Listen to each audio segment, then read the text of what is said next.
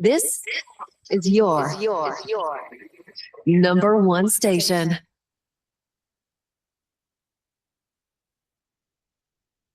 Brenner, America's premier Jewish broadcast, on the air since 1981. And now, here's your host. And we're back. Very pleased to have with us once again. He was with us a while back. Gidi Grinstein is an Israeli social entrepreneur. He is the founder of the Rayut Group, a nonpartisan, not-for-profit research strategy and leadership group. He helped to find an organization called Tom Tikkun Olam Makers, a global nonprofit that aids the disabled, the elderly, and the poor. He's the author of Gidi, The Secret of Jewish Adaptability and the Challenge and the Opportunity Facing Israel. He served as secretary and coordinator of the Israeli delegation for the negotiations with the PLO in 1999 through 2001. He was on the team that established Toggle Birthright Israel, co-author of another book, Israel Vision 15. He also a captain of the Israeli Navies, and he's graduate of the Harvard Kennedy School of Government, and he worked with economic cooperation, and he's very much involved in the fabric of Jewish life. So welcome to the program. Thank you for joining us again. Zev, Shavua Tov to you and to your audience, and thank you very much for having me back. Shavua Tov. I want people, before we get to politics, and I know your views on what's going on in Gaza and the Israeli government, Tom is a group that you're spearheading, which does amazing work, but a lot of people are not familiar with it. Just share with our audience what it's all about. Oh, thank you. So basically, what we saw in Israel is that people at the bottom of the economic ladder, people with disabilities, elderly, poor people, are not getting the solutions that they need for their issues at the price point they can afford. For example, prosthesis, wheelchairs, devices for eating, drinking, mobility, participation in sports, in music, in hobbies, and so on. And our idea was to create basically a platform, a web platform, where engineers, programmers, product designers can donate their inventions. We document on our website. Everything is open source and free for anybody around the world to download it. And people are downloading the devices and manufacturing them locally. The other major idea is that this is a platform for building the good standing of Israel and Jewish communities around the world. We heard extensively in your show, other places, about the challenges of the delegitimization of Israel and the BDS movement, which creates what you may call a legitimacy deficit. Our efforts are designed to create a legitimacy surplus, meaning partnerships and relationships with emerging leaders around the world, in communities around the world, and also across the United States, that will basically, we partner with them in order to help them help their communities, a big, long-lasting relationships between the Jewish community and their community. Since the beginning of the war, of course, we've been focusing on the acute needs of people in rehabilitation centers, in hospitals, wounded soldiers and civilians. And I'm proud to say that we have become a singular provider for Israel's Ministry of Defense for addressing all the conditions that don't have an off-the-shelf market solution. They come to us, we do our best to give them an affordable solution. One of our most recent creations that is now distributed around Israel, people in a wheelchair who are confined to a wheelchair and have babies.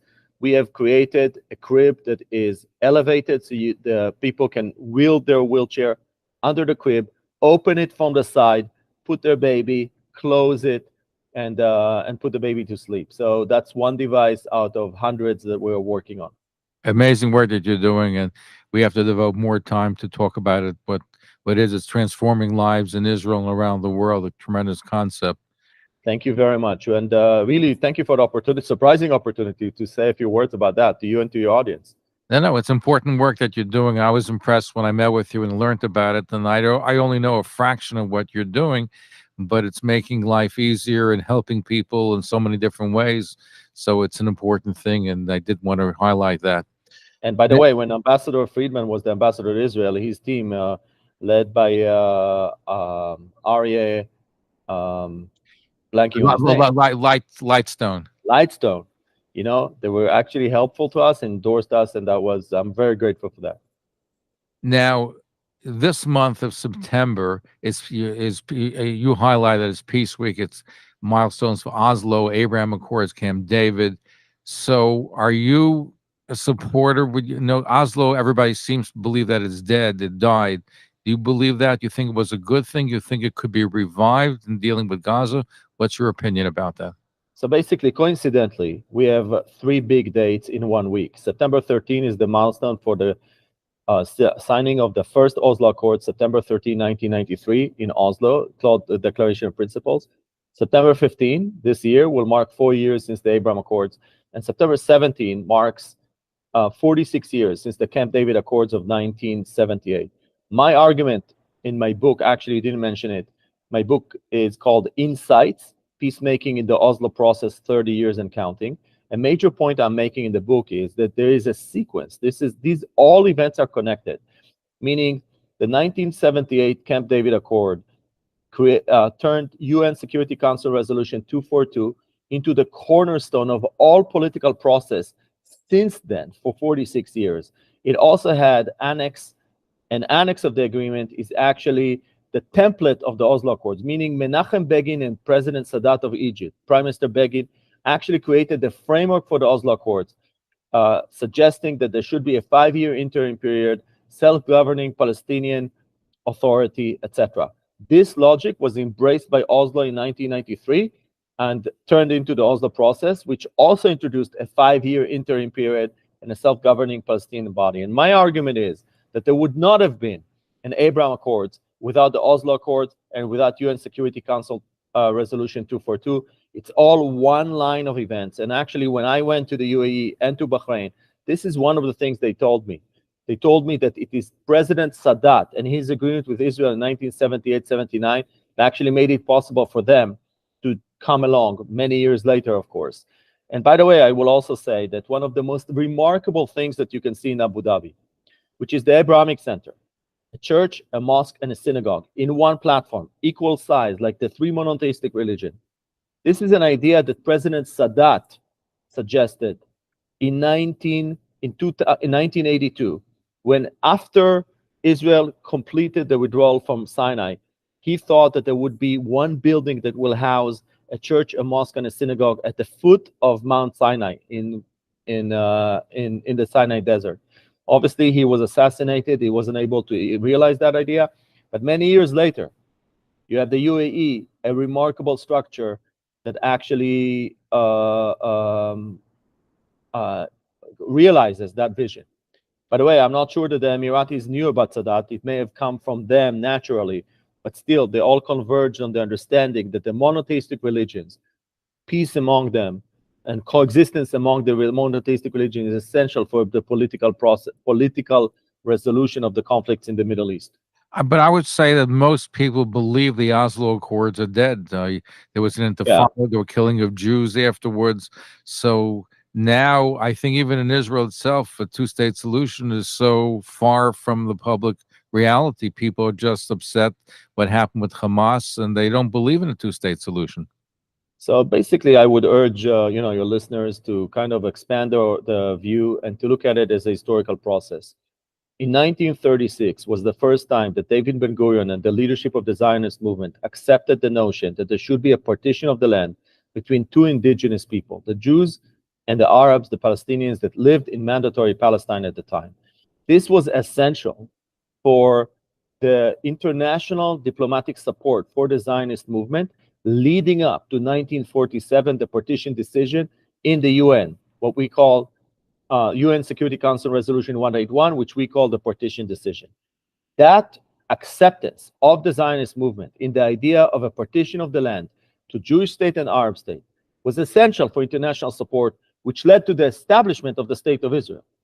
Fast forward 1967, again, UN Security Council Resolution 242 actually formalizes the achievements of Israel in 1948. Basically, it recognizes the victory of Israel in 1948. And Israel accepts 242, which leads to the greatest achievement of the Zionist movement, which is the peace with Egypt, when the largest and strongest Arab country of the time recognizes Israel and recognizes its border with Israel. So the Oslo Accord, fast forward in 1993, is actually the realization of the logic of the Zionist movement, which is that there are two indigenous people and we need to find a way to divide the land. Now, the Trump plan, I have to remind everybody that David Friedman, Ambassador Friedman, with the Trump team, co-authored with Netanyahu speaks about the two-state solution, endorses the two-state solution. This is not interpretation. Black on white, the Trump plan of January 2020 speaks about the two-state solution, where an equivalent of 86% of the West Bank would be part of the Palestinian state. Gaza would be expanded into the Negev. There would be a Palestinian capital in the area of Jerusalem. And Temple Mount will be under the administration of the Jordanian Waqf. Okay, all of this is in the Trump plan. And 9 months later, you have the Abraham Accords. And I don't think you can disconnect the two. The fact that Trump actually acknowledged the logic of a Jewish and an Arab state, and the fact that the Palestinian side was seen as reluctant to this idea, opened the door in many ways to the Abraham Accords. Remember that when Israel said that it will annex unilaterally the West Bank, Zev, you asked Ambassador Friedman about it. Right, because the Bibi Netanyahu stopped it. The Trump administration blocked it. And because they blocked it, eventually, because there was this deadlock, okay, Ambassador Yusuf El-Otaiba in Washington suggested the Trump plan in an article in the Israeli media. Suggested what eventually became the Abraham Accords.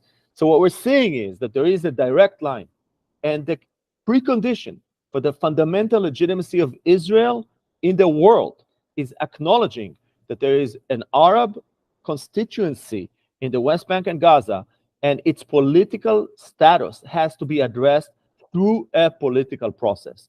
So in this respect, Oslo, what we say Oslo is actually 11 agreements, very detailed agreements. Many of the provisions of these agreements are no longer implemented, but the core idea of Oslo is still in place. Oslo created the Palestinian Authority, and the Palestinian Authority is still governing what we call Area A, which is the populated areas in the West Bank. It has civil control of Area B, altogether 40% of the West Bank, and the Paris Protocol, which is the economic agreements, probably the most important part of the Oslo Accords, still implemented today, although this government, the Netanyahu government, is trying to chip away from these agreements. So what we're seeing is that the logic of Oslo, which is that we have to arrive at a political solution that acknowledges the reality that there are two indigenous people between the Jordan River and the Mediterranean, that logic is still valid. And I think that the Oslo Accords will actually be very relevant for Gaza as well, which maybe that could be your next question. Well, here's the thing, though. You mentioned the Palestinian Authority, which is corrupt, inept, not respected by the Palestinians living in Judea and Samaria. They were kicked out of Gaza. And now you have Hamas that is controlling Gaza. And I know the American administration, our government, would like to have the Palestinian Authority govern Gaza and have Israel move out. Unrealistic, because they're so weak and ineffective in Judea and Samaria. And I don't think Israel wants them to be in Gaza as well, but they're going to have a hard time. Even if Israel were to say yes, they're really almost non-existent. So first of all, I think there are a few facts that you laid out that are absolutely true, cannot be denied. First of all, the Palestinian Authority is corrupt, and there is a huge issue of legitimacy. But the UAE has put forward a 5-point plan about upgrading the Palestinian Authority, which I think most of the countries in the region, Israel, also the United States, agrees to. Israel adds 2 additional points, which is stop incitement, number 1, and stop what we call the pay for slay. These are the 2 major issues that Israel is adding. So there is a 7-point agenda for upgrading and improving the Palestinian Authority. Now, this is essential because there's no other way to govern Gaza except some sort of an extension of the self-governing body of the Palestinians, meaning the PLO, the Palestine Liberation Organization, which is considered now the sole legitimate representative of the Palestinian people. This is the status of the PLO according to the US, according to Israel, according to the world, according to Arab countries. Only a Palestinian entity that is acknowledged and recognized by the PLO can actually govern Gaza, which is effectively some form of the Palestinian Authority.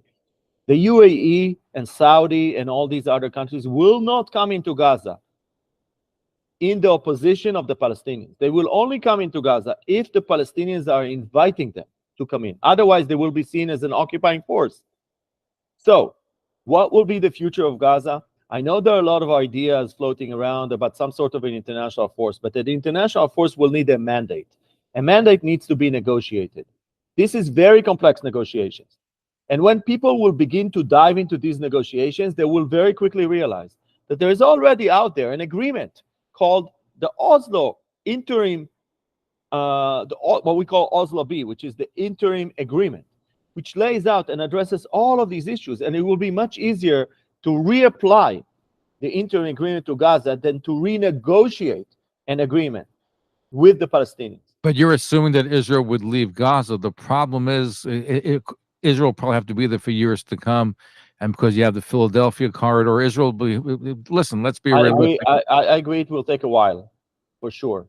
But we have to and Ambassador Friedman, I think, said that he wants to open a conversation.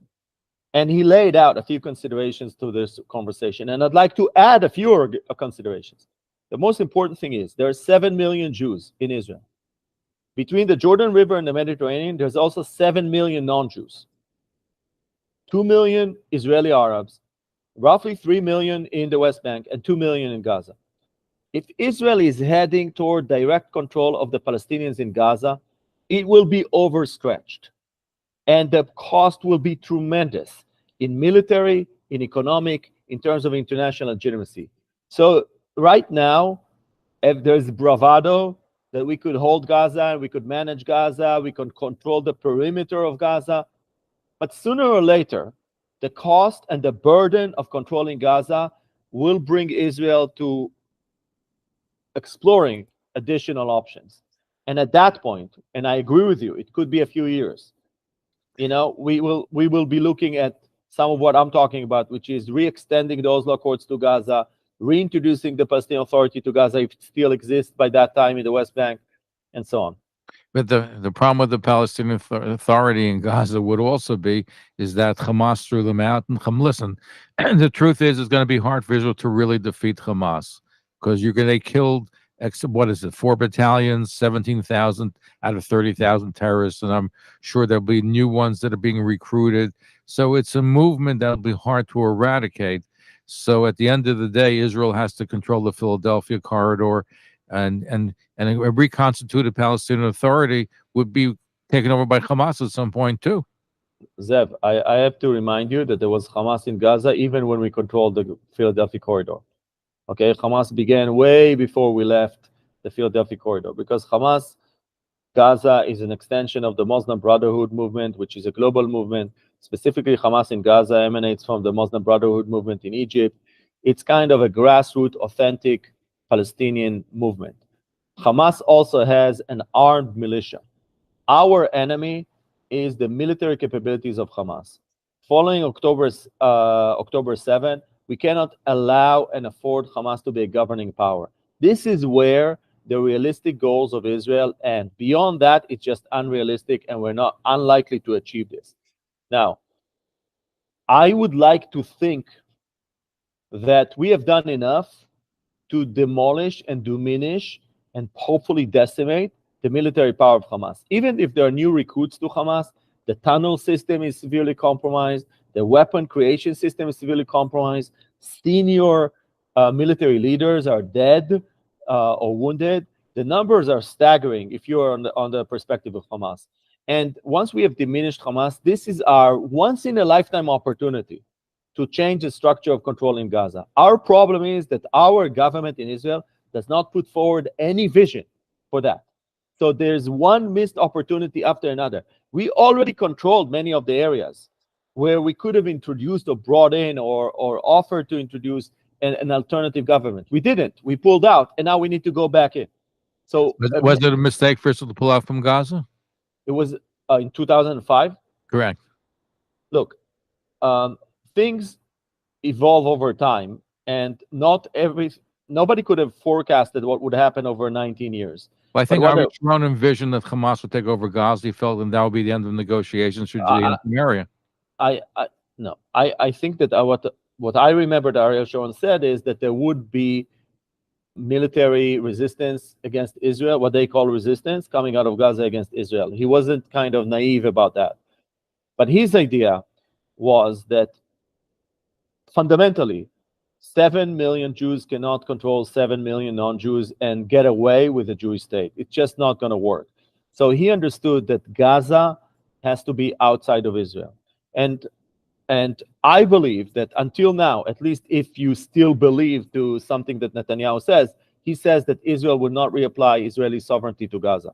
So basically, 2 million Palestinians need to be outside of Israel. What will be the security structure around Gaza and so on? It's an open question. I will say that Hamas kicked out the Palestinian Authority in June 2007. We left Gaza in August 2005. So it was 2 years later. A lot happened between August 2005 and June 2007. And the biggest thing that happened is that the Bush administration pushed for Palestinian elections against the Oslo Accords. The Oslo Accords prevented the participation of Hamas in the Palestinian election.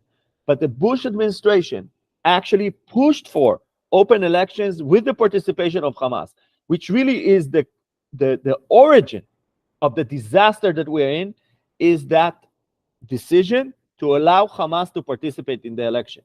And there were Israelis, present company included, and Palestinians who told the Americans, don't do it. If Hamas does not accept the Oslo Accords, they should not be allowed to participate in the elections. But they were confident that the Fatah, which is the movement of Arafat and Abu Mazen, they will win the elections. And they thought that that would be the ultimate vindication of the Oslo process. So they made a huge, big bet on these elections. So a lot of people go back to the Gaza disengagement, but I go back to the Palestinian elections in January 2006. And that was the really big, I think, mistake that was done. All right, Gidi Grinstein is our guest. He's an Israeli social entrepreneur. He's very much involved in the fabric of Jewish life. He does amazing work with Tom Tikkun Olam Makers. And he's very passionate about what's happening in Israel. And he believes that the Oslo Accords could be the basis for solving the Gaza-Hamas war. We're going to get to some of your calls right now. Let's go to, let's see, Jeff in Flatbush. Thank you for waiting. Go ahead. Your question or comment for our guests. So, first of all, yes, there is either naive or seasick, because his solution will lead to a platform for the same thing happen. All these Arabs are Islamists. I don't bet against them. That's what they believe. And part of the hardcore Islam belief is that all infidels must stay destroyed, and you're not going to change. They all want Hamas. That is what they believe in. Going to throw Palestinian Authority. They're going to believe in that, and keep going for Hamas, and they're going to keep radicalized. That's just their religion. Go and change their religion, which you are not to do. So it's and they're just doing over and over again. So your question to Gidi is? My question is, why haven't you changed your beliefs? Because they're very naive. Okay, I'll let him respond to you. So first of all, Jeff, right? You know, Jeff, national security is about choices. So you just heard earlier Ambassador Friedman present a choice, and that is to integrate all these what you call Jew-hating people into Israel as equal rights citizens. And my argument is that they shouldn't be part of Israel. They should be part of a separate entity, obviously with all the necessary security arrangements and so on. And this is the stark choice that you're looking at. I'll let you respond. Yeah. Let him speak. Go ahead, Gidi. Yeah, this is the fundamental choice that you're looking at. Do you want to integrate them into our society, or do you want to be separate from them?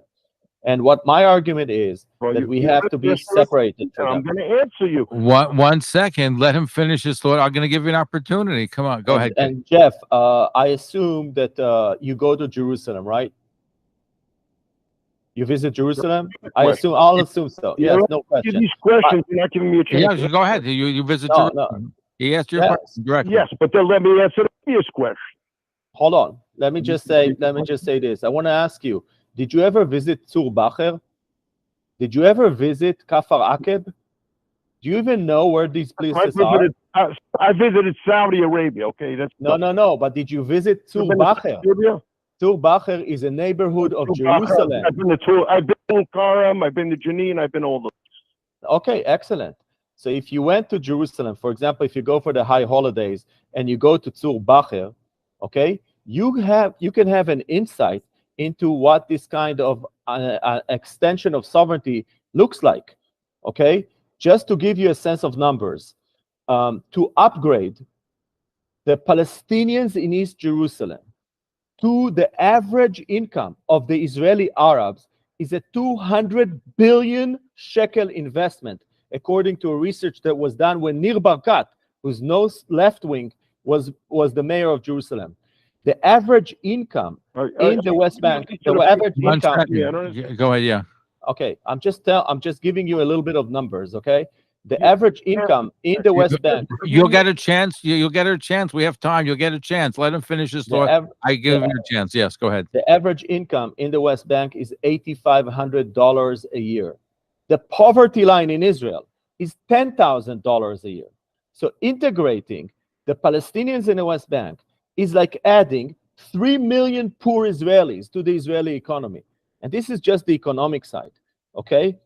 Just in terms of territory, it is like instead of the United States building a wall to separate the US from Mexico, it is like the US would try to annex Mexico.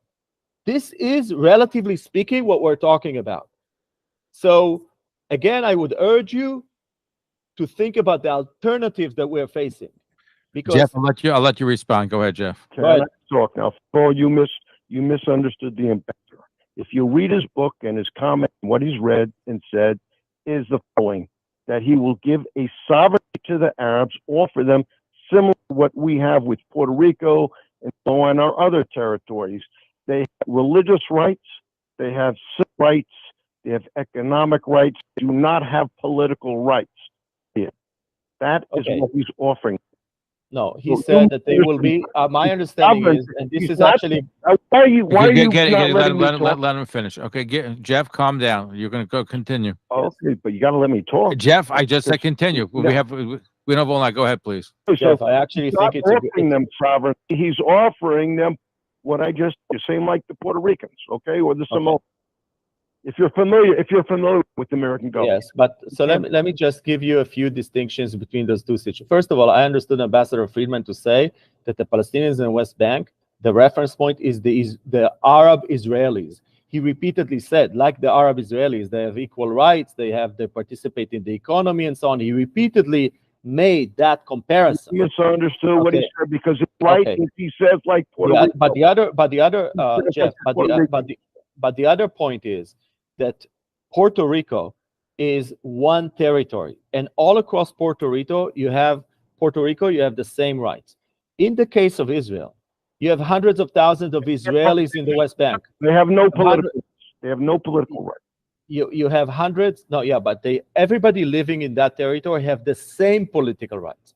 What we have in the case of Israel, they have no political rights. They have no say-so in our federal at all. No, but everybody living in Puerto Rico has equal political rights.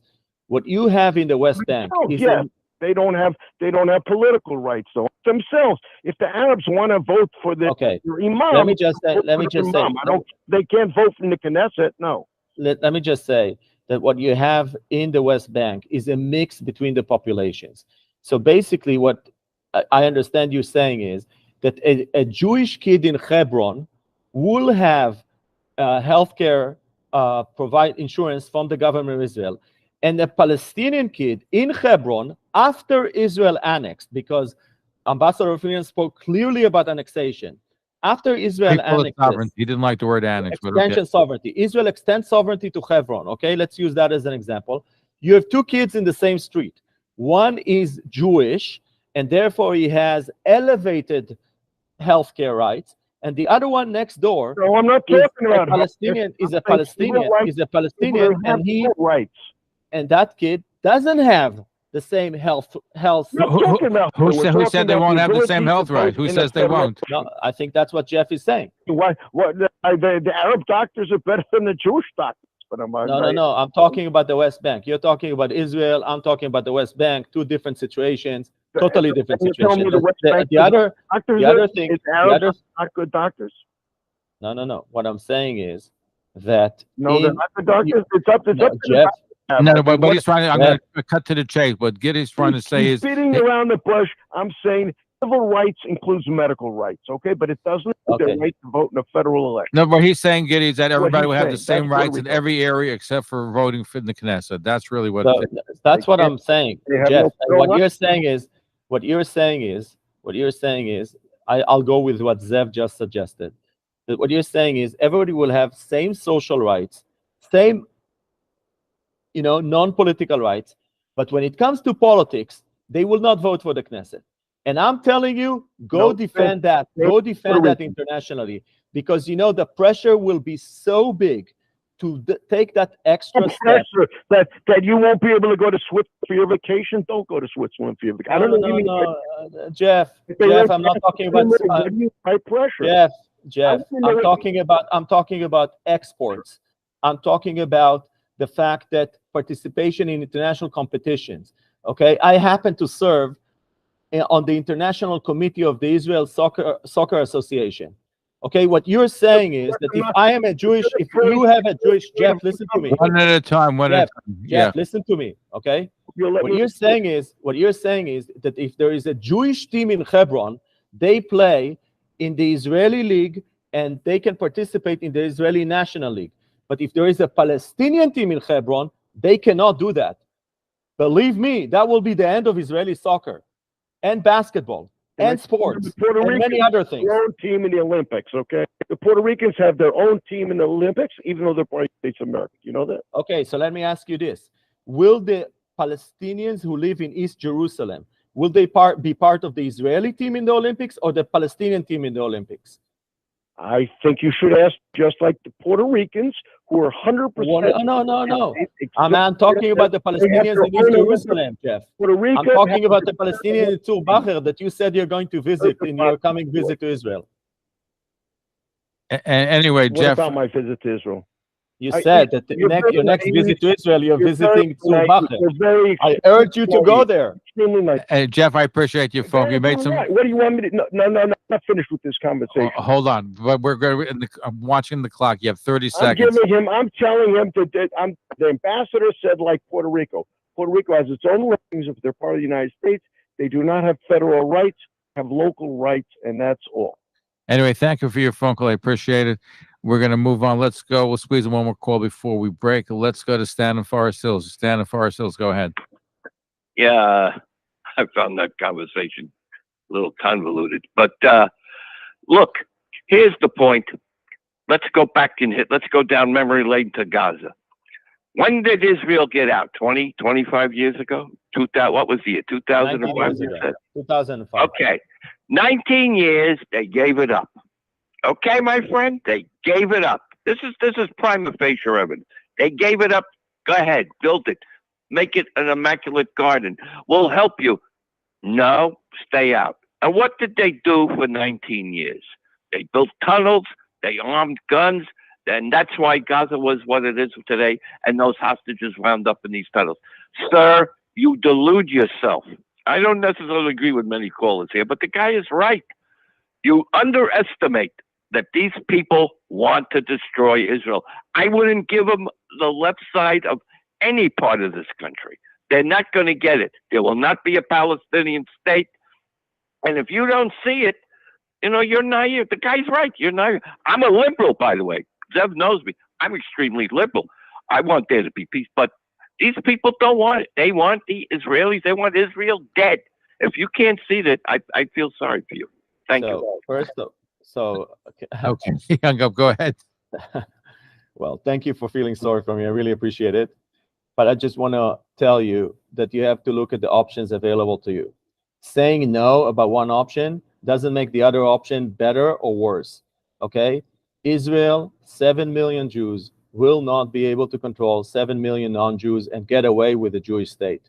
If you think we can do that, if you think that 7 million Jews can control 7 million non-Jews and still have their state be called Israel, the national symbol be called the menorah, our flag resemble the talit, I think you're delusional. I think you actually have no kind of reference in history that this could be done.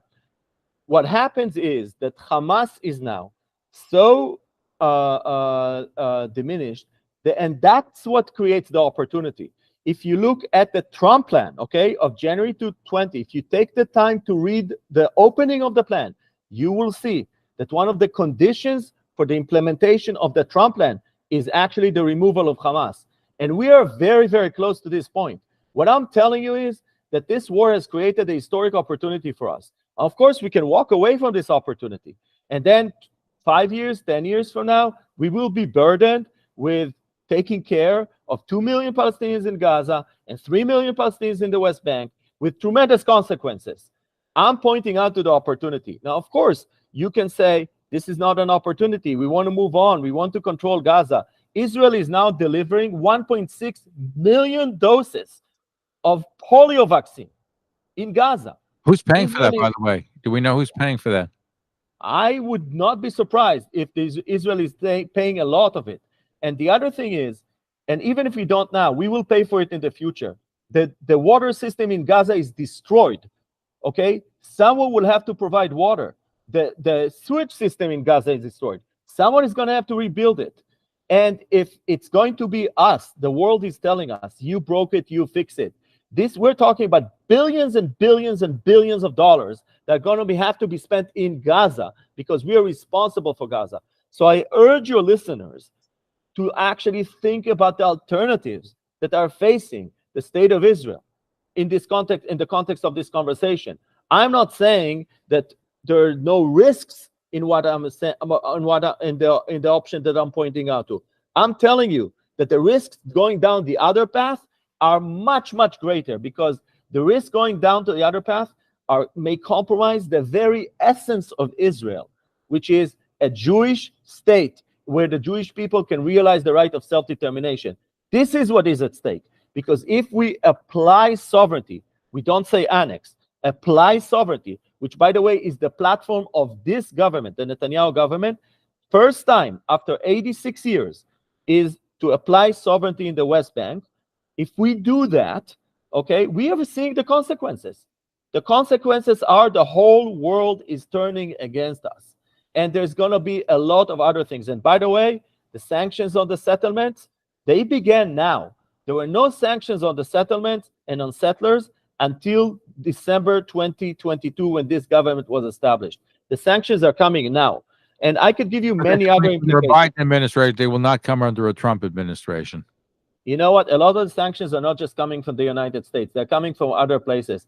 And the Trump administration, don't rule out that America has other interests in the Middle East, not just Israel. America has interest in Saudi. America has interest in Egypt. America has interest in Jordan. And all these countries have their own way of looking things. So if Israel extends its sovereignty, as was suggested earlier, and digests the West Bank and Gaza, okay, what do you think happens with the agreements with Egypt and Jordan?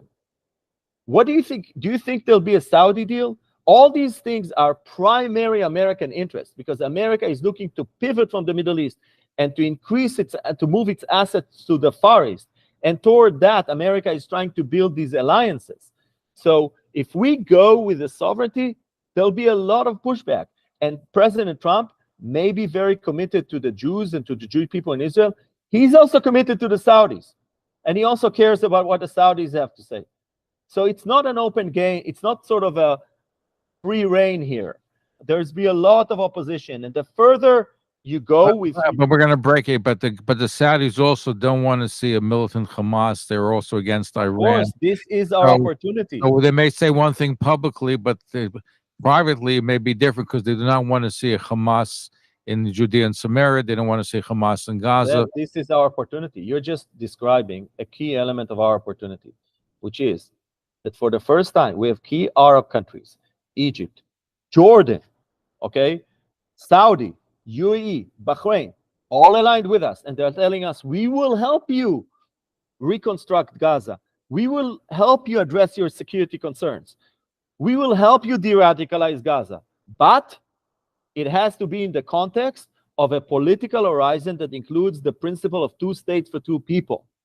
Well, I mean, If you- listen, Jordan is really a Palestinian state, so let's be realistic. But anyway, we're going to break. We'll pick up on these points. We have a lot of people waiting to speak to you. The phones are blazing. So, Gidi Grinstein is our guest, Israel Social. Thank you for inviting me, Zev. I love your program. I love your. We have talking emails. to your I people. didn't even get to the emails yet. But Gidi is Israel social entrepreneur. His big thing is Tikkun Olam Makers, a global nonprofit that aids the disabled, elderly, and poor. He's a captain in the Israeli Navy, but he's passionate about bringing Oslo to Gaza, and he feels it's a I'm passionate about Israeli national security. But and I believe that this is you believe essential in a for two-state national security. solution. That's you're believing in a two-state solution. So we're talking about that when we come back. We're going to take some. And we're back. Our guest, Gidi Grinstein. He is the author of Insights, Peacemaking, the Oslo Process, actually co-author, 30 years and counting. He is the founder of Tikkun Olam Makers. He's passionate about seeing that the Oslo course could work in Gaza. Let's take some of your phone calls. We thank you for waiting on the line. Let's go to Shlomi from the Lower East Side of Manhattan. You've been patiently waiting. Go ahead, Shlomi. Your question or comment. Well, I think you're ignoring one important accord. The accord is, this land is mine. God gave this land to me. There's an accord. The Jewish people were given the gift of the land, and you want to give it away? You think maybe 2-3 years down the line? Just be patient. You'll see things will unfold. You're saying there'll be 7 million of them. You don't know what I'm talking about? Yeah, do you want to respond to him? Well, if you're suggesting that at some point we will be able to... Original, you want to go against that accord that the land does not belong to the Jews? All the land, including Yehuda and Shomron, belong to the Jews? It's a very hard choice, what you're talking about. It's really a big dilemma. Right now, 6 Palestinian cities are under the control of the Palestinian Authority. Nablus, Jenin, Ramallah, Bethlehem, and Hebron. This is the reality right now. Okay, so if what you're suggesting is that we should, as was suggested earlier, extend our sovereignty to these places, okay, recontrol Jenin, extend our sovereignty. I'm not saying that. No. No. No. The question. Don't try to give them sovereignty, and don't make a peace because of what Mohammed did. He made a peace treaty because he was weak. When he was strong, he came in and he killed them. Everyone knows that historical fact. They'll follow the ways of that. When they're strong, they'll kill you out. It's actually we built Israel to be strong. Okay, we've built a military. We're investing a tremendous amount in the military to be strong. Yes, our military had a tremendous moment of weakness on October 7th, but we're investing a tremendous amount. Okay, and I served, my children served, and I really hope that the families of all the listeners are serving. Because if you have listeners on this show supporting your point and they're not serving, I really urge you to kind of drop the point. Well, the question I get it, do Americans... What I'm saying is we build a strong military to take care of contingencies. This is why you have a strong military. This is why you invest in an intelligence branch. This is why you invest in an air force. This is why you invest in military capabilities, okay, to be able to deal with these contingencies. Now, there are 2 options here, which Zev put tonight on his show. One is extending sovereignty. This is what was presented in the first hour. And the second one, which I'm talking about, is political separation between Israelis and Palestinians. There is actually no third option. So if you're saying, what you're saying is that we should extend sovereignty or some other form, then you clearly support the view of Ambassador Friedman. And that's okay, because Ambassador Friedman said he wants to open a conversation. And what I'm saying is, here are additional facts to think about when you extend this conversation. Number one, the economics, okay? The average income in the West Bank is under the Israeli poverty line.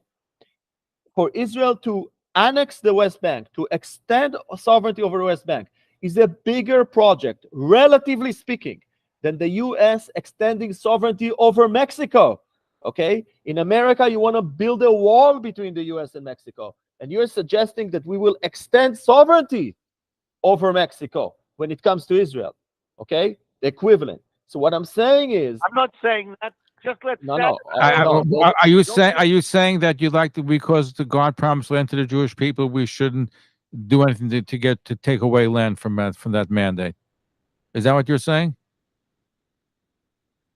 Just let things go. You're saying 2-3 years it's going to be a problem. Let things go as they are, but you cannot give. You have to make sure they're not armed, because right now this problem is you may have to go in there and more inspection. They're doing.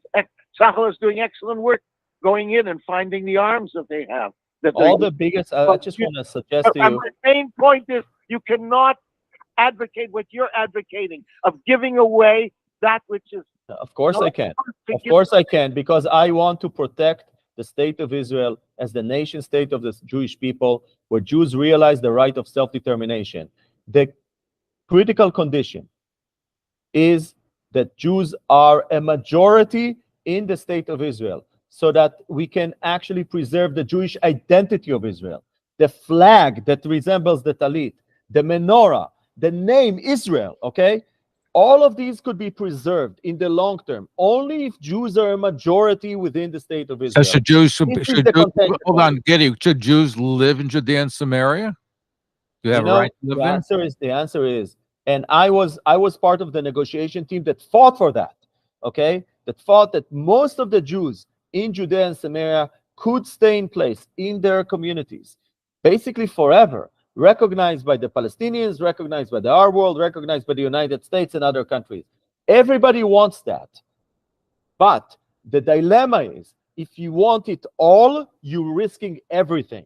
And what we're saying is, we have the ability to have that we should look at the horizon, where the Jews remain a majority in the area under the sovereign control of the state of Israel. That area does not include Gaza. Judea and Samaria. More Jews. Part of it, yes. Part of it will not be under Israel's sovereignty, as it is right now. By the way, this is the situation right now.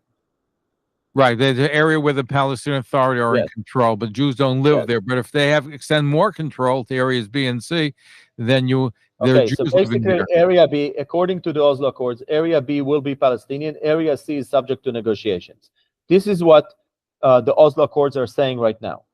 Okay? We have a lot of calls, so let me see if we can squeeze in some more. Let's go to Avram from Kansas, waiting for over a half hour. So go ahead, Avram. Your question for our guest. Thank you. Okay, first of all, I object to the style of callers who make a street demonstration in the middle of the guys giving his presentation. I don't like what he has to say, but it's a wonky idea and it needs to be thought out and heard by the listeners. It's not fair to the listener or to the speaker. Okay, first of all, any Puerto Rican resident is a citizen of the United States and can move to any one of the 50 states and assume political rights right away. And in that matter, the previous caller was missing the point. Okay, now my question to the speaker is, how important is it to have people of good faith on the other side of the table? Don't we have an agreement with the Palestinian Authority? They will remove from their national ethos in the schools and elsewhere the concept of needing to kill every Jew. And how successful have they been in living up to that commitment? And they had pay to slay, which they pay people who slay Jews. They get pension from the Palestinian Authority in violation of American law, the Taylor Act. So basically, I think that obviously the agreement is far from perfect. Nobody debates that. And there have been a lot of shortcomings in the implementation of the agreement on the Palestinian side, some on our side. But the point is, good faith is essential. And I think that there are Palestinians, and according to some polls, more than 50%, that are willing to live, they want to live alongside Israel in a peaceful two-state solution. By the way, just on Friday, it was revealed that the polls from Gaza have been manipulated by Hamas. The IDF exposed that. I don't know exactly what it means in terms of numbers, but what clearly the IDF said, that the numbers that you've been seeing in Gaza about support for Hamas have been manipulated by Hamas to represent as if the Gazan population support it. You could look at the news from Friday or Thursday. My point is, totally, Avram, I totally agree with you. Good faith is essential. Goodwill is essential, and so on. But there are Palestinians that we can work with. And by the way, until today, the Israeli government has extensive collaboration with the security forces of the Palestinian Authority in the West Bank. And the second thing you should notice is the Israeli government, this government, has been speaking about finding people in Gaza that it can work with. They spoke about families, which I think is a total fallacy, never going to happen. But what is important for you to notice is that the Israeli government believes that there are very significant clans in Gaza that it can work with. Okay, that there are thousands of people in Gaza that the Israeli government could work with, and this is coming from this current government. This is not some naive left-wing government. So what I'm telling you is, totally agree with you. Goodwill, good faith, essential. But the fact is that there are Palestinians on the other side that we can do business with, that we can work with, and we can reach peace with. It's not everybody. There are a lot of people that want to see us disappear. But there are Palestinians who are willing to live with Israel in peace. By the way, the polls in Judea and Samaria show, I think, about 71% support Hamas right now. Yes, I think the polls are really problematic. But I'll tell you what I hear from Palestinians that I talk to. They're saying that right now their camp, the camp of the moderates, doesn't have anything to offer to the Palestinian public. So they can't speak about the Palestinian state because the Israeli government is not even willing to acknowledge a Palestinian state. They can't speak about any prospect of a political resolution to the plight of the Palestinians. So they're very weak. What they're saying is, they're telling us, they told me, they're saying, look, even we have nothing to offer, we have 30% support. With nothing, 30% of the Palestinians in the West Bank support us. So think about, that's what they tell me. What would be the support if we could come to our people and say, hey, let's move toward the horizon of a two-state solution. Let's have more powers, more capabilities on the Palestinian side, etc., etc. So actually, they're looking at it, Zev, they're looking at the same statistics that you just mentioned from the opposite side. And they're saying the rock bottom support that we have in the worst possible condition is 30%. Okay, let's squeeze in one more phone call before we break. Jacob from Brooklyn, go ahead. Your question for our guest. Yeah, my question is, what do you say to someone like Einat Wolf, who believes in a two-state solution, but she says that that there are no Arabs from Judea and Samaria who will publicly state that they support such a project. She always says that when she speaks, people come up to her and talk about these people, but she says, okay, I'm ready for them to come. And she worked on the Oslo Accords. She was very much for it with Perez, and she's very disappointed. She said that she describes herself as a long-time peace activist, but like into the future, she doesn't see it happening anytime soon. What do you say about Einat Wolf, who is a former Labor Knesset member? Well, first of all, I think what you're describing is a position of a commentator, not of a political leader. A political leader needs to point to the direction of the community that he or she serves, okay? And right now, in this show, over the last 2 hours, you heard two options. One option is extend sovereignty. The other option is separate, okay? So I don't know exactly what Einat means when she says, peace or some other things. I can tell you that when I was involved in the negotiations, we didn't speak about peace. We spoke about end of conflict and finality of claims. This means that basically the agreement is an agreement that ends the conflict. It's still, there's still ways to go until we reach peace. It also spoke about finality of claims between us and the Palestinians. So what I'm telling you is that taking sort of a bird's eye view of the situation, describing it, giving commentary, we're in a crisis situation. We're in a point where everything is being thrown up in the air. We're in a point where the Palestinian Authority in the West Bank could collapse, and then Israel would be sucked into managing the lives of 3 million Palestinians. This is a situation. It requires leadership intervention, not commentary. And the other thing I want to tell you is, if you want to listen to Palestinians, go listen to a guy by the name of Samer Sinijlawi. Samer Sinijlawi. You want a Palestinian leader that speaks about the two-state solution, legitimate leader that is part of Fatah, go and listen to him. Abu Mazen, for the last 20 years, Mahmoud Abbas, the leader of the Palestinian Authority, has been speaking about the two-state solution. Muhammad Daflan, a very prominent. Abu Mazen's not. Yeah, he may be speaking publicly for a two-state solution, but they really want one state of Palestine. No, Zeb, you have to prove. You have to give data points if you say that. What do you mean, really? He's been saying consistently. He's saying that in Arabic or in English. In Arabic and in English, and more in Arabic than in English, including Abu Mazen is the only Arab leader that stands up to Iran that Israel doesn't endorse. The only one who's been standing out consistently against Iran that the government of Israel, Netanyahu, did not endorse.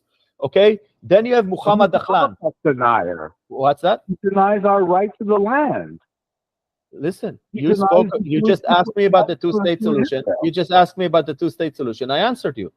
You can read hundreds of statements by Mahmoud Abbas. Pardon me, sir, but you didn't answer because we understand that Yoshua Harkabi wrote a book like 30 years ago about destroying Israel in stages. It was from the former president of Tunisia, Bourguiba. So yes. What you're saying is, yeah, they're going to recognize whatever they can get, and then use that as a staging ground to destroy Israel. So what's your name? What's the name of the listener? I'm sorry, what did you say? Jacob, actually, I think you raise a great point. I'd like to, Zev, with your permission, I'd like to spend 90 seconds to explain it. Okay. Jacob, what you just described is called the phased plan, okay? The phased plan was the plan of the PLO. It's not Yoshafat Arkavi, an Israeli. It's the Palestinians who spoke about the phased plan. The idea of the phased plan is you take what you can and then you continue the struggle until you eliminate Israel, okay? Now, what happened to Israel is that in 2003, the Palestinians reversed the strategy. Jacob, listen to me very well. They reversed the strategy. And what they said is, we want all or nothing. Okay? They basically said, if we don't have an agreement on all of the outstanding issues, we're not allowing Israel to withdraw, not from Gaza and not from the West Bank, because they understood that what they call the occupation is a burden on Israel. So they said, you know what? Let Israel sink under the burden of occupation. If Israel doesn't give us everything, not everything, if Israel doesn't give us a comprehensive agreement on all the outstanding issues, we will not let Israel get out of the control of the Palestinians, because the control is the burden on Israel. And that is why, Jacob, that Ariel Sharon withdrew unilaterally from Gaza. Think about it. The Palestinians should have celebrated Israel's withdrawal from Gaza. But in fact, the Palestinians were against Israel's withdrawal from Gaza. They saw it as a major strategic setback for them. And why? Because Sharon understood that in this chess game that was going on between Israel and the PLO changed strategy in 2003, following the second uprising. So Sharon changed strategy in Gaza. And this is what really happened. Okay? So what you're talking about, the phase plan, obviously there is an element of that still out there, but it's nothing like what Yoshafat Arkabi described 30 years ago. The Israeli-Palestinian situation has advanced dramatically and pivoted and inflected over and over again a few times. What I want to tell you is this. Einat, for example, that speaks about there is no Palestinian partner. I'm telling you that that Israel is in a situation where the Americans, the Biden administration, has served us a historical opportunity to have a normalization deal with Saudi Arabia and to be part of... Did they, or was it Donald Trump who did this, the normalization agreement with Saudi Arabia? No. There's no normalization. There's no normalization deal with Saudi. It wasn't signed. No, but behind the scenes, it was almost ready to be signed. And the reason why Iran went to war and supported Hamas in its attack in Israel. Well, this is Biden. This is under Biden, Zev. Under Biden, right? Recently, October 7th. Yes. They want Okay, to have but the Saudi plan has been percolating since the Trump years. Look, first of all, I think that the Trump administration has many zchuyot. Most important is the move of the embassy to Jerusalem, which should have happened many years ago. Ambassador Friedman was there. I mean, salute to them. But they had made one major mistake. When Iran attacked Saudi in 2018, the Trump administration didn't do anything. And this has emboldened Iran. This was a strike, a military strike on an American ally that was not responded to. And that was a major setback that pushed pushed Saudi in the direction of China. In December 2022, Xi Jinping, the president of China, visited Saudi Arabia, and he discussed with Saudi tens of billions of dollars of military of economic deals, plus military cooperation. And that was the turning point for the Biden administration, because Biden administration was concerned that Saudi was slipping in the direction of China. And I believe, by the way, I always believe, I'm against partisan view of the world. I think it's bad for America that, the big effort of the Trump administration was to undo Obama, and then the Biden administration undoes Trump. And then if Trump is elected, he undoes Biden. This is no recipe for making America great. Okay. And I think it's a testament to Trump that he moved the embassy to Jerusalem, and the Biden administration stuck with it. And they're building a great embassy in Jerusalem. We salute him for that. But in the same spirit, we have to give respect to what Biden tried to do in the Middle East, which is to create a military alliance, an economic alliance that would bypass, that would basically Iran from India. It's called IMEC, India Middle East Corridor, from India through the Arab Peninsula to Europe with Azerbaijan, a huge strategic enterprise that was supposed to engulf Iran. And by the way, I believe that this is one of the primary reasons for October 7, is that the Iranians were majorly concerned by this initiative. To go back to what Jacob said, this was our opportunity to actually bring everything and to launch a political process with the Palestinians where all the guardrails that Jacob is talking about could have been taken care of. All of them. Jacob, thank you for your phone. We're going to have to break. Thank you for the question, Jacob. Thank you. We're going to have to take a break. Our guest, as you can see, is passionate. Is Gidi Grinstein, the Israel societal entrepreneur. He wrote a book called Insights, Peacemaking, the Oslo Process, 30 Years and Counting, captain of the Israeli Navy. Tom is his organization, Tikkun Olam Makers, a global nonprofit that aids the disabled, elderly, and poor. Our guest is Gidi Grinstein. He's agreed to be with us. We're going to put off the other segment to another night, but his book came out that's called Insights, Peacemaking, the Oslo Process, 30 Years and Counting. He's the captain of the Israeli Navy. His big organization, aside from Rayut Group, is Tom, Tikkun Olam Makers, a global nonprofit that aids the disabled, elderly, and poor. And he is very much involved in the social fabric, very passionate in seeing the Oslo Accords possibly extended to Gaza. Let me read an email question. So Joy from Manhattan writes, Shavua Tov, don't you think that if the Palestinians really wanted a two-state solution, they would have had it by now? The Palestinians never fulfilled their obligations under the Oslo Accords. They never issued a letter to Israel, recognized Israel as a Jewish state.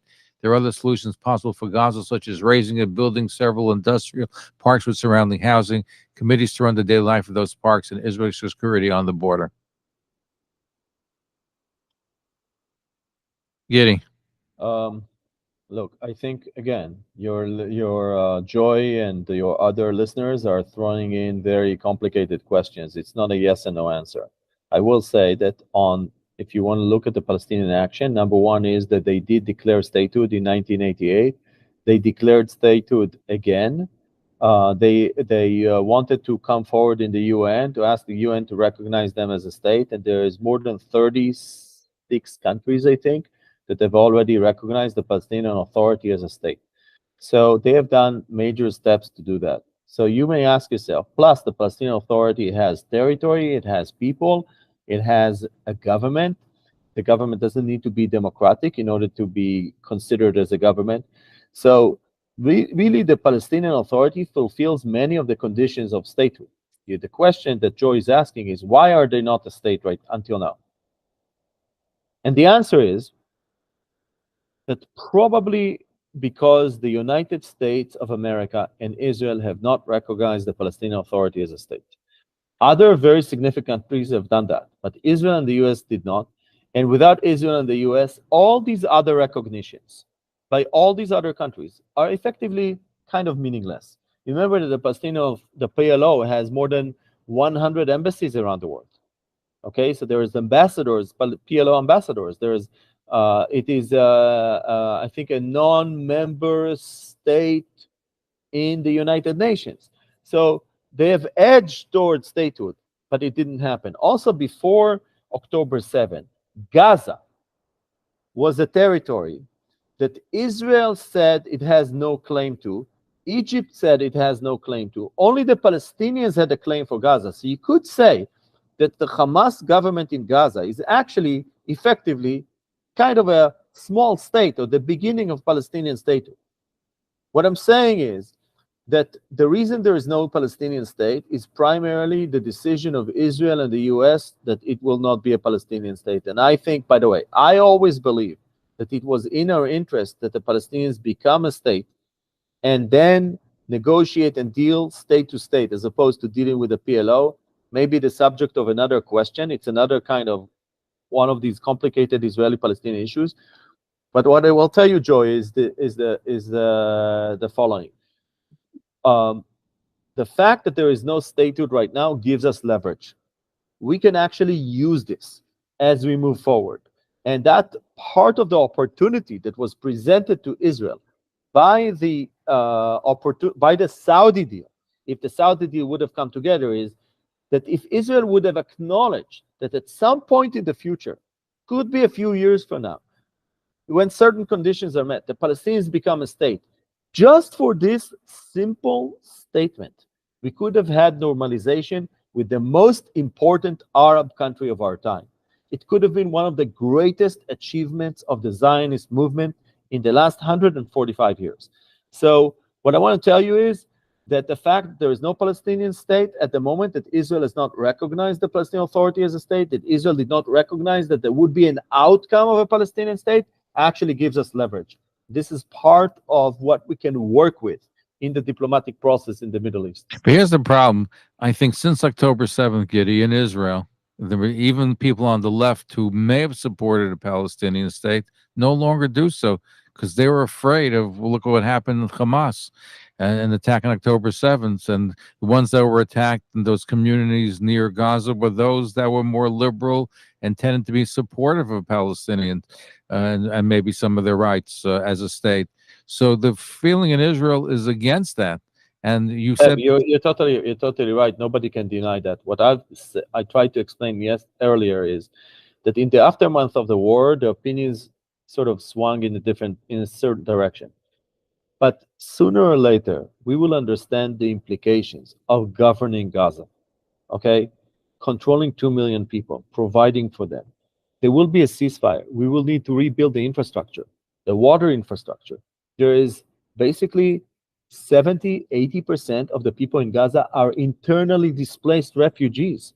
Okay, there is infectious diseases in Gaza, a huge environmental crisis in Gaza.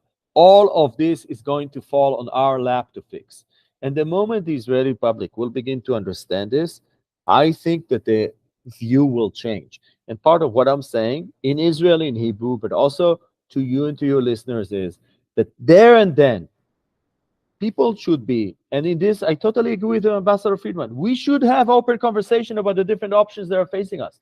And I'm saying, I'm sort of suggesting to your audience not to rule out the option, that actually not to rule out the possibility that the option that will best serve Israel's interest is to re-extend the Oslo Accords to Gaza to allow for an upgraded and improved Palestinian Authority. We've discussed everything, including cleaning up the incitements and the play for slay, for sure, to move into Gaza and to replace Hamas. You have to replace Mahmoud Abbas. You have to replace the cronyism. They have Listen, no support. Zev, Mahmoud Abbas is going to be 89, okay? Replacing Mahmoud Abbas, if Israel just let time be, Mahmoud Abbas will be replaced. He's going to be 90 in 2025. But what I want to suggest to you and to your listeners is that for a long time, it was Israel that did not want elections in the PA. Israel had a working relationship with Mahmoud Abbas, including the Netanyahu government. Okay? So Israel did not want to take a risk. Remember that in January 2006, when we took a risk with elections, we had Hamas elected. So we did not want elections in the West Bank. A lot of what is being thrown around, it's kind of a, to be honest, like, it's almost 2 a.m. in the morning. Let's assume that it's very intimate conversation. Okay? Israel on the one side says, Mahmoud Abbas was not democratically elected. But on the other side, we don't want elections. Okay? And who will be running for these elections? One of the candidates for sure is going to run is Marwan Barghouti, who's in the Israeli jail. Can you imagine a situation where Marwan Barghouti is elected to be the president, but he's in the Israeli jail? So, let's be honest over here. But anyhow, we don't need to be honest for too long because Abu Mazen is 89. And, there are implications for being 90 or 91 or 92 when you're still, he's probably today the oldest reigning president or top executive in the world, if one of. Now here we have a situation where you have the war going on. The prime minister is still running the country. There is going to be a question when hostilities cease, whatever that means, whether it's a ceasefire or the war ends, the government of Israel will probably change. There's going to be probably some accountability issues. So who do you see, whether it's Likud or Labor or any other parties, that will get into the position of power that may make some changes? I think that the political power in Israel that could make the kind of changes that I believe in is a center-right government, because they will have the legitimacy to make these kind of moves. The legitimacy, I believe that these kind of moves need to have significant public support in Israel. It can't be a 51-49, and preferably a majority among the Jewish constituency as well. So I believe that sooner or later, people will begin to understand the implications of governing Gaza. There will be a political debate about the different options. And at that point, hopefully, the tremendous opportunity that had been created for us by the Biden administration in the last few years, of course, building on what Trump did, but it happened in the last 3 years, okay, will still be available to us, whether it's the Trump or the Harris administration. And that is that whatever we do in Gaza could be tied to a Middle East deal that includes normalization with Saudi and creating a strategic military and economic alliance that kind of corners Iran and compromises Iran and its proxies. So I think that for at least for the foreseeable future, I mean a few months at least, we have that option available to us. And I just want to say that I want to suggest to you and to your audience is that we could turn the horrendous disaster of October 7 into one of the biggest successes and achievements of Zionism in 145 years. And that is that the largest Sunni country in the world recognizes Israel and normalizes with Israel. It's in the cards. And I am at least very excited about this opportunity. Here's an email question. The reason the Oslo Accords did not go further after the Palestinians started to load buses in Israel. Very good point. Well, first of all, I think that you had two. I don't know if your listener is speaking about the episode of the war that we have between 1994 and 1996 or 2001 to 2003. But what we have, either way, once Abu Mazen, Mahmoud Abbas, became the president of the PA, he severed the double play that the Palestinian Authority had with terrorism. So since then, there has been consistent collaboration between the security forces of the Palestinian Authority and Israel. And there has been no organized sanctions, I'm talking top-down, involvement of the Palestinian security forces in any terrorist act against Israel. Yes, there have been individuals within the Palestinian security forces that decided to break with the policy and participate in terrorism, but in generally speaking, the Palestinian Authority has been collaborating with Israel against terrorism consistently. So I agree with your listener or whoever sent that email that in 1994, 1996, the terror activities really derailed the political process. But remember that it was Prime Minister Netanyahu in his first tenure that after all this terrorism signed the Hebron Accords and then the Wye River Memorandum in January 1997 and then in October 1998. Okay, so this is the first episode. And on the second episode of terrorism that began in September 28, 2000 and continued in one way or another until 2003, it was Prime Minister Sharon that was elected as the leader of the right wing that actually ended the uprising and did the Gaza disengagement.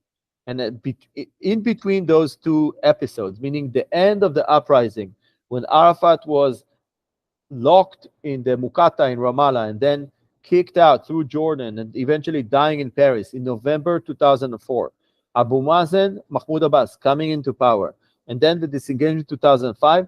Abu Mazen, with all the caveats and all the reservations and all the criticism everybody has about him, has been consistently against terrorism and against attacks, military attacks against Israelis. He's been How come he against consistent. terror when he has paid a slave where they're rewarding people who Yes, are but, killing Jews? again, I'm not denying this. I mentioned this a few times. But this is different than supporting military action. Military, but it's Because- terrorism, though. You mentioned. And look, you have the head of the Israeli security services testifying in the Knesset that there is no founding for Abu Mazen supporting military action against Israelis. We know that the pay for slaves condition is very complicated from the perspective of the Palestinians, because from their perspective, it's kind of a social security. You know, they're paying, the way they see it is it goes to the families. I'm not defending them. I'm just trying to explain their perspective. But you have to remember one thing. While Israel was fighting the pay for slay, okay, and the Taylor Force Act, it was allowing $30 million of Qatari money to go into Hamas in Gaza. So if we're now having kind of an honest conversation about what happened before October 7th. I'm upset about that because listen, the thought was you can pay off Hamas, and you can't pay off Hamas. That was yes, but look at the paradox. We were fighting the pay for slay, okay, and transferring money to Hamas. Who's a bigger enemy of Israel, Hamas or Fatah?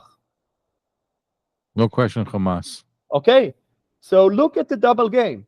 You had American Jews sanctioning money to the PA, which is collaborating security-wise with Israel, while Israel is sending $30 million to Hamas every Israel month. wasn't sending; it was allowing the Qatar government to send. You know, the money landed in Ben Gurion Airport. Okay, it wasn't funneled through some ship that landed at night on the beach of Gaza. And this money didn't come into Gaza through the tunnels from Egypt. It came through Ben Gurion Airport in suitcases. And so it was Israel. It was sanctioned by Israel. I want to remind your listeners, why did Netanyahu allow for the Qatari money? Because Abu Mazen, Mahmoud Abbas, controlled the money of Gaza. And Abu Mazen said, I am not sending money to Gaza. I am not sending money to Hamas. So what did Israel do, Netanyahu do? Open the door for the Qatari money. So the Qatari money, the reason for the Qatari money was to sever the leverage that Mahmoud Abbas, as the head of the PA, had on Hamas.